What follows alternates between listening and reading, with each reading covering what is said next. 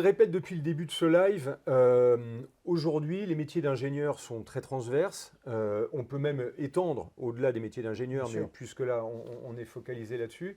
Euh, une formation, ça se construit, peut-être plus par briques aujourd'hui que dans un esprit très linéaire, comme on avait avant. Il y a beaucoup de passerelles, on l'a évoqué dans les formations. Vous pouvez accueillir des gens qui ont fait 3 ans avant et ils vont venir compléter leur master. Donc là-dessus, il faut revenir aussi pour les parents qui nous regardent. La formation d'ingénieur, ça se construit, c'est une démarche. On essaye, on confirme ou pas. Et du coup, on va pouvoir après changer, évoluer.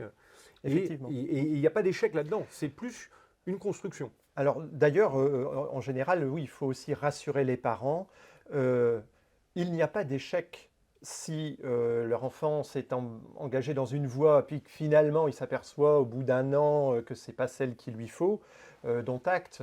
On tire aussi des leçons de ce pseudo-échec et on apprend toujours quelque part des choses. Donc rassurez-vous, une formation c'est toujours utile.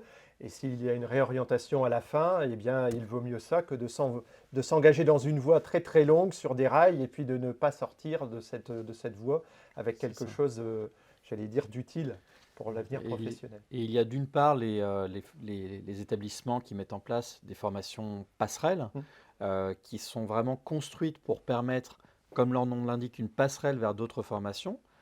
CESI d'ailleurs en propose également des formations qui permettent d'accéder au cycle ingénieur, au programme grande école, mais sans finalement être ni une classe préparatoire intégrée, ni une classe préparatoire aux grandes écoles, donc d'autres voies, alors qui sont certes plus confidentielles, plus anecdotiques, ce n'est pas des flux de personnes énormes.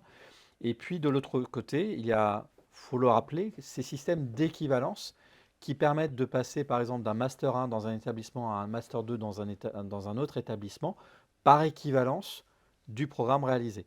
Alors tout n'est pas toujours possible, ça s'étudie au cas par cas, mais il y a quand même ces systèmes d'équivalence qui existent et qui fonctionnent très très bien.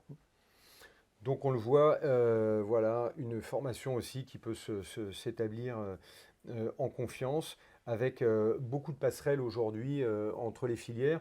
Et on peut même parler du côté hybride de beaucoup de métiers. Exactement. Aujourd'hui, Hmm. on n'est plus sur un savoir-faire socle qui va durer pendant 30 ans. Non, on est sur Et on des se forme constructions. tout au long de la vie, effectivement. On va reprendre des modules de formation pour manager, pour basculer dans un C'est ça. secteur ou dans un autre. Et ça fait partie de la vie professionnelle aujourd'hui, de l'ensemble des personnes.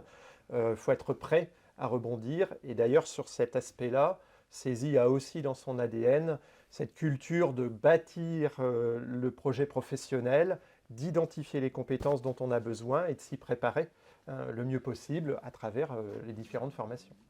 Alors, avant justement de passer à vos questions, parce que je sais qu'il y en a eu pas mal, on va y répondre très rapidement dans un instant. On va évoquer les métiers, puisqu'on est sur cet aspect professionnel. On va parler des métiers de demain. Ça aussi, il y a des questions là-dessus.